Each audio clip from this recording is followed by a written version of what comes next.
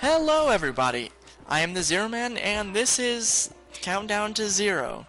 Today's episode will be about Mount&Blade Warband. Now first off, I would like to apologize for not having a video up last week.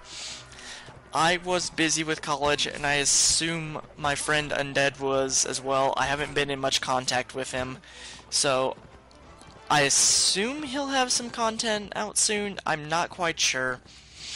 But I'm going to try and get videos out on a more regular basis. I have a whole bunch of new games that I got on Steam on really good Steam sales, like the British Indie Bundle. But you guys didn't come here to hear about my personal life, you came here to hear about video games. So let's talk about Mount&Blade Warband. It was released as a sequel to the original Mount&Blade, go figure, as in March 30th, 2010. It was developed by Tailworlds and published by Paradox Interactive. The game is a third-person action RPG with some strategy mixed in there for good flavoring. So, I'd like to go into what I like about this game first. It has massive replayability. If you want to sink hundreds of hours into a game, if you want to feel like you get your money's worth, you will get your money's worth out of Mount&Blade Warband. Because you could build your character a different way, you could fight for different factions, you could fight for yourself. You could do all kinds of different things, and every time the game will play out differently. Every time the AI will make different decisions. Every battle will be different. It just lends itself to massive replayability. It just lends itself to massive amounts of playthroughs. I've actually never seen a game with this much replayability in it, and this much time you can sink into it. It's ridiculous the amount of time you can sink into it. I sank 100 hours into the game in the first week of playing it. 100 hours, and I got nowhere. I got nowhere near the end of the game in one campaign. Nowhere near the end of one. You could sink thousands of hours into this game and not be done with one campaign. That's the kind of replayability I look for in a really good game. Now, it's not just the game itself, but it's the mechanics. It's the combat system. The combat system is actually ingenious. Because it's not just, oh, press button, swing sword. It's press button, and you can pick a direction. And you could use that direction to go around your opponent's defenses, to attack them from a certain angle, to actually hit them for more damage. And you could actually block that way, so you could block attacks from a particular direction. And it makes so much more sense than just, oh, I swing sword, you take magical damage numbers.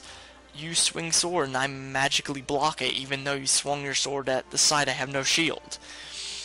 It just makes so much more sense. It works so well for this game. My hat's literally off the Tailworlds. It's just beautiful. It's beautifully crafted, the combat system. And not only that, they give you full customization of your character. You get to construct your character's face, how they're going to look, their body style. You get to pick which banner they have. You get to pick which kingdom they fight for, or if they fight for themselves. You get to pick which heroes you can get with you. You can pick which stats you get. You can even pick different things for your troops. Like, your troops are basic peasants, most of the time, not always. But they can branch off into two different directions. From both of those directions, they can branch off into two different directions. From those directions, they can break off into two different directions. It's just a massive branching tree the further and further experienced your characters get. And it just amazes me because I've never seen such an in-depth experience tree. And once again, my hat is off to them, because they've beautifully crafted the mechanics of this game. Like, from the replayability to the combat system to the character customization, it's just beautifully crafted. Like, I've never seen a game go this much in depth before. And it's not even that expensive. It just boggles the mind. But it's not the perfect game. I do have some major gripes with it, and they might be gripes that you share with me. First off, low resolution textures. Now I understand it's an indie game, I understand that textures don't make the entire game, but when you look like a really old Windows XP generation game, like original Windows XP before Service Pack 1, yeah, we've got some issues. I know there's a mod out there that if you put on the game, it actually looks like a modern AAA title. It has HD textures. But the fact that you have to do that at all, you should be able to just fire it up, get beautiful it doesn't even have to be beautiful, actually. It could just be modern looking textures. It's not an ugly game by any stretch of the imagination. It's just not pretty either. Like, the character models, the trees, the foliage. It's like I'm playing Rome Total War again.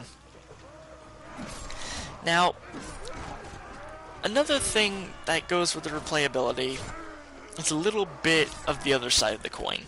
The game will literally punish you hundreds of hours into it. If you get into a bad battle, if you get snuck up on, heck, if you happen to be in the wrong place at the wrong time, the game will break you in a matter of seconds. Your army will get flattened, you'll get captured, you'll lose all your equipment, all of your money, all of the heroes you have with you scattered to the four winds. And hundreds of hours in the game. After you put hundreds of hours in, you've spent all of this time, all of this money, all of this effort, and you'll basically be back at square one. You'll have to regain equipment, you'll have to regain troops, you'll have to regain the heroes. The only thing you don't have to regain is the levels and the stats. But one person on their own can't fight armies of hundreds, so it really doesn't amount to much. You literally are starting from square one, and I understand that it's kind of a punishment for playing badly, but hundreds of hours into the game seems a little harsh. Just a little harsh for me, but that's just my personal take on it. But another thing that goes along with the fact that it can punish you hundreds of hours in is the fact that it takes hundreds of hours to get anywhere. It literally takes about 100 hours into the game, if you have no engineering skill, to upgrade a city. Just one upgrade will take about 100 hours if you have no skill in engineering. That is ridiculous! There's no reason for it. There's absolutely no reason why the game should take that long to build something so simple as an upgrade. And then you take into account the fact that, oh, if somebody comes along and raids your town and breaks the upgrade because they murdered all of your villagers and you have to start from square one, it just boggles the mind not only how much time you could put into this game, but how much time you could lose just because of random chance. Because an AI sweeps in and just runs over your town, runs over your army. Now, I know you might think, oh, he's bashing this game so much, it must be terrible. No. Ultimately, at the end of the day, it's an amazing game.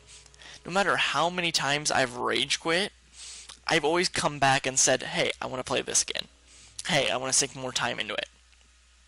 And I think if you are a person who can persevere past all the moments where you will rage quit, then you will find an amazing game. An amazing game that's well worth the money, well worth the time, and it's well worth a look at. So I ask that you go and pick up Mount&Blade Warband up off Steam right now.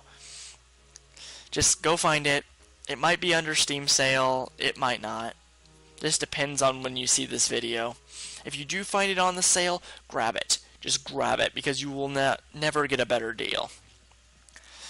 So, thank you everybody for listening to me banter on about video games and taking time out to watch this. I am the Zero Man, and good night.